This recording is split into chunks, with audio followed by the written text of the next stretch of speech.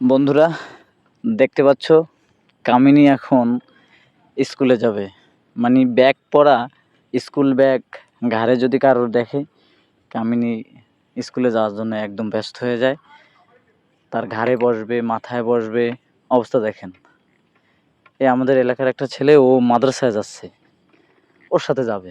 ওর সাথে যাওয়ার জন্য দেখেন কি করতেছে, ওর মাথায় উঠে বসছে। ও কোথায় যাবে সেখানে ও যাবে। সবসময় স্কুলে যাওয়ার জন্য সবসময়ই ব্যস্ত হয়ে থাকে।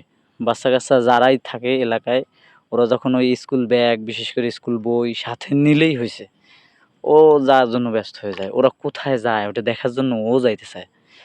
মূলত ও মনে করে কি ব্যাগের মধ্যে অনেক খাবার আছে, খাবার ওরে দিবে, এই কারণে ও যায়।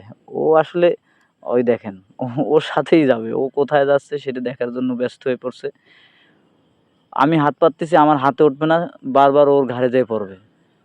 এই যে দেখেন, ওর ঘাড়ে পড়তেছে, লাফ দিয়ে ওর ঘাড়ে উঠবে। ওই যে আমি হাতে নিচ্ছি, তাতে হবে না। ওই যে ওই ওই ওই ওই ওই ওই ওই। ওরে দাবড়ি দিচ্ছে, ওর ওর সাথে স্কুলে যাবে অবস্থা। এবার এই দেখেন, এই ছেলেটা এখানে বসে আছে। এইবার ওর সাথে কি করতেছে দেখেন, ওর ওই পকেটে কি আছে সেটা দেখার জন্য কামিনী কি করতেছে, ওর পকেটে খাবার আছে একটা, ওইটা দেখে ফেলাইছে।